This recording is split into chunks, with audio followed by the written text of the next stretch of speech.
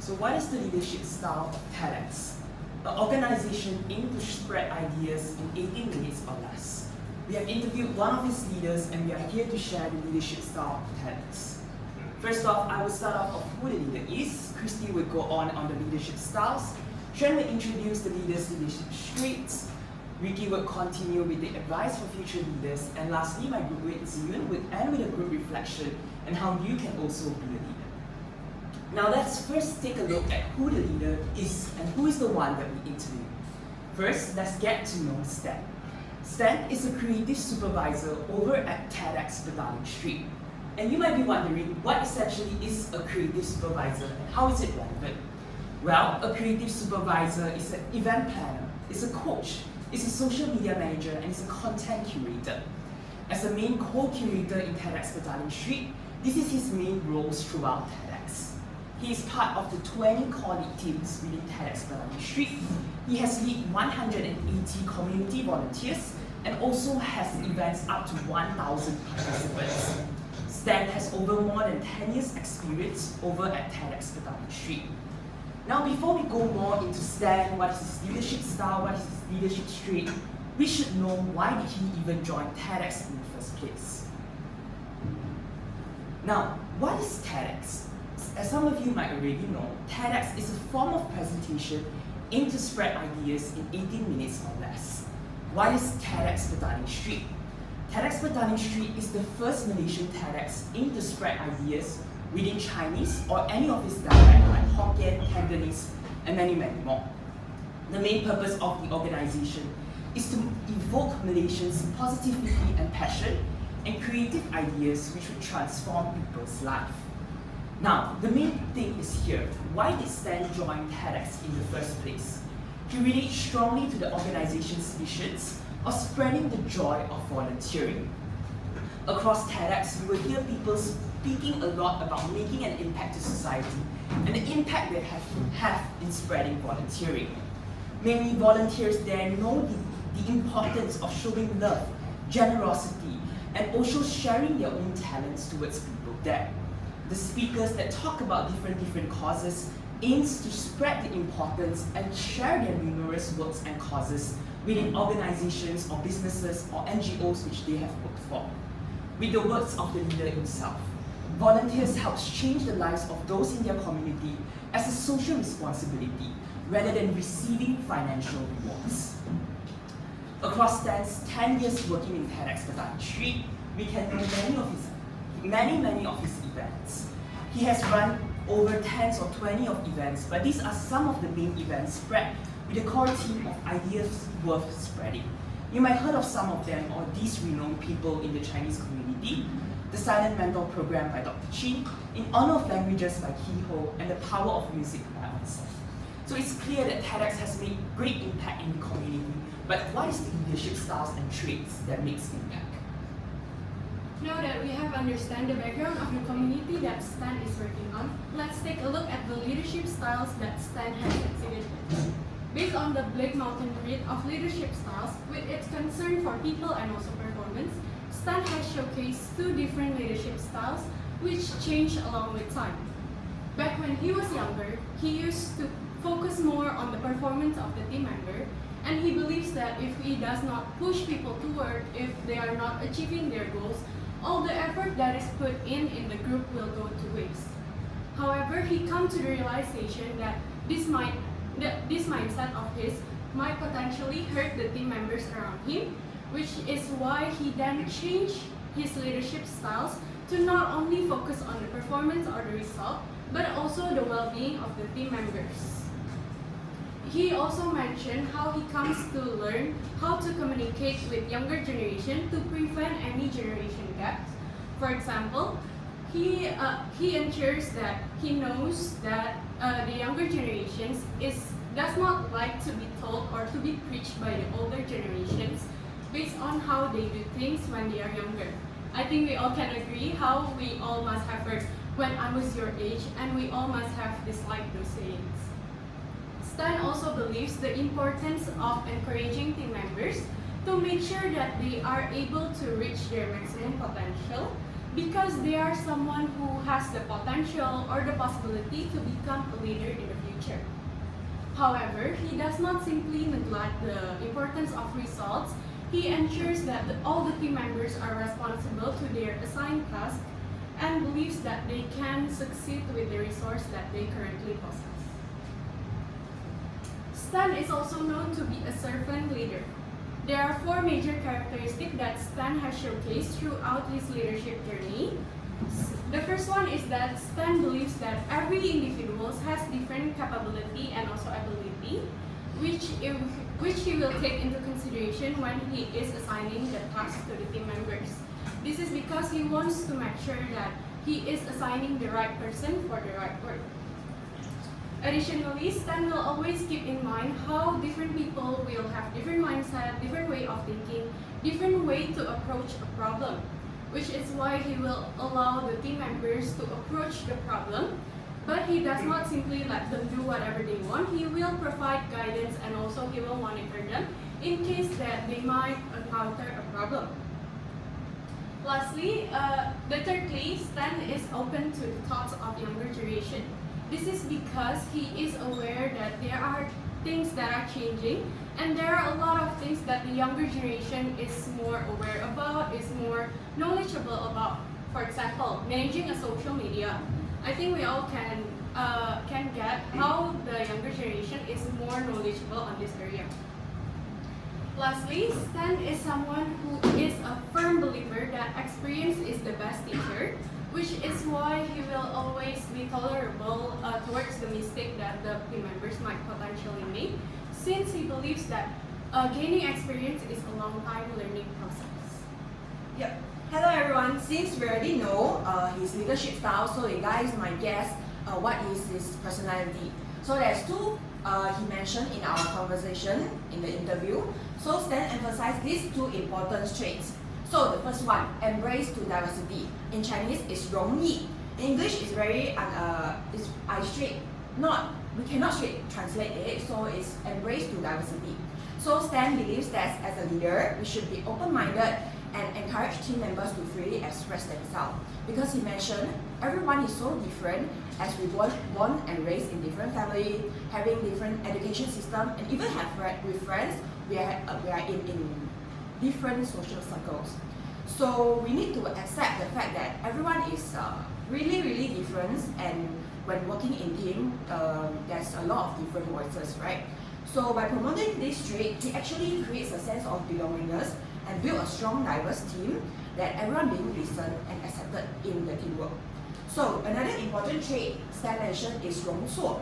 In English translation, is the tolerance for mistake. Instead of criticizing and blaming the team members for their mistake, actually Sten sees mistake as a valuable learning opportunity. There's a Chinese idiom called 失败乃成功之母, which is failure is the mother of success in English. Being inspired, he creates a safe space where individuals can openly discuss their mistakes and learn and even grow from it. So this actually fosters a culture of continuous learning and empowerment within the team. So next, so we already know the personality traits, now we're moving on into the cognitive factor. So Sten possesses a remarkable ability of farsightedness. During the interview, he mentioned that he needs to see a bigger picture that allows him to utilize the ability of individuals and their team members effectively. In his mind, everyone will have their own unique strength and diverse skills that can contribute to the community and benefit in long term. So by doing so, he actually creates a collaborative environment where benefit the team and the members. And having insights, moving on to the second one, having insights to people and situations. Sten emphasized that leaders need to manage one's own emotions and avoid quick angers. Like this is not very mature if you suddenly have bad tempers and get mad easily. So understanding the diversity and differences among team members and individuals also help him to practice effective communication and leadership. As mentioned, Sten stressed the need to have broad perspective and wide field of visions. You need to take care of the differences amongst the individuals and the well-being of the team. So to keep it short, Sten's interview actually provides us the valuable insights throughout his leadership journey, including the importance of personality traits and cognitive factors in the effective leadership. Now we come to the advice from Sten for future leader. In this slide, we will see it separately in 3 pieces of advice, which is empowerment and motivation, think big and broaden your horizon and adaptability. Under the advice of empowerment and motivation, Sten advised us that empowerment will rise depending on individual abilities and circumstances. For instance, Sten emphasized that everyone possesses with different capabilities to complete their tasks. Thus, as a leader, we should focus on their willingness and motivation to accomplish the task, but not simply to assume whether they can or cannot accomplish the task.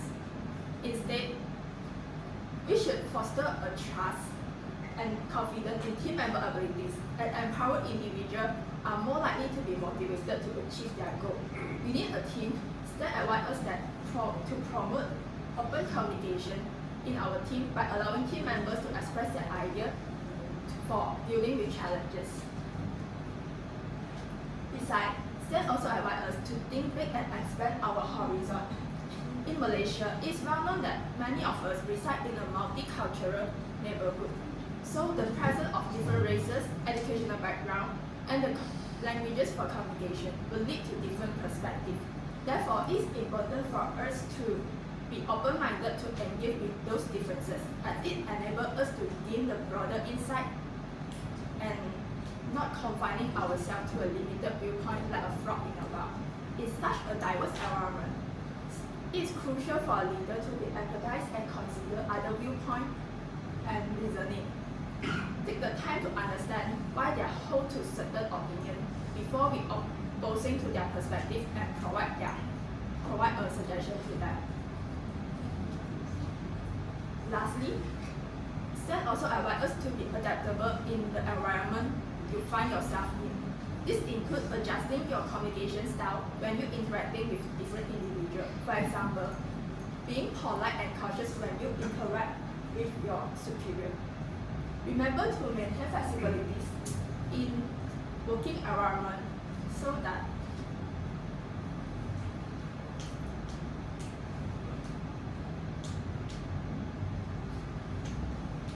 make an effort to adapt yourself to any situation.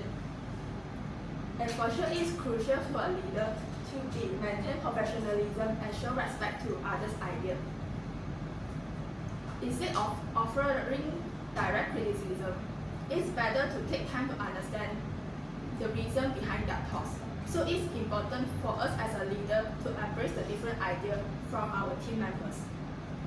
Alright, thank you.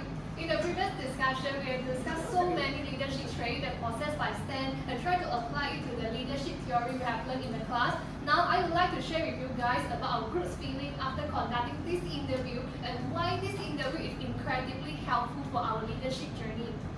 Instead of referring this is an interview, we would describe it as an interaction between different mindsets. And this kind of interaction is more powerful and meaningful than just simply a Q&A section.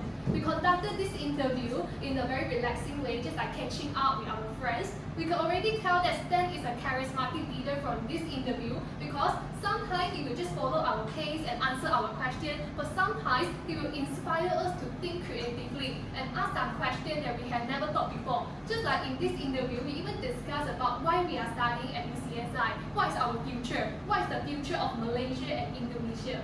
So Sten used his charisma to make all of us pay attention and listen to him. In this interview, all of our members, we try to step out our comfort zone and try to accept different point of view from other people. That's why we feel this is a very meaningful and fun process. We even talked for more than 2 hours and we still feel there's not enough for this interview. Actually, all of our members here, we have the leadership experience. That's why we think this conversation is quite resonant us. So, and we all agree that everyone sitting here has the potential to become the leader. But we are also wondering why. What is the reason that make people don't want to become a leader?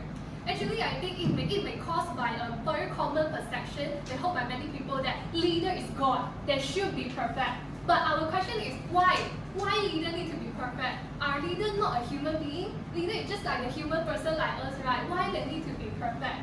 So after our group reflection, we want to deliver a message to all of you that No one is born to be a leader, we are learning by doing. It's very important for us to admit that we are imperfect and we are not a great leader. But every time when we are assuming the leadership role, we are moving forward to become a good leader.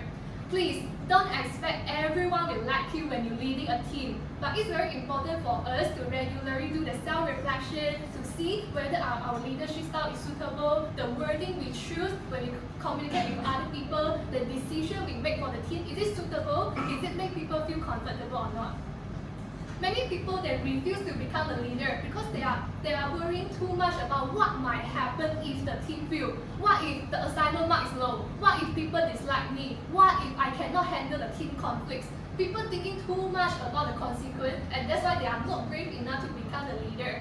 But however, you won't know until you try. Becoming a leader actually requires us to step out our comfort zone and seeing things as a big picture. So as a result, you will get more than what you expected throughout your leadership journey.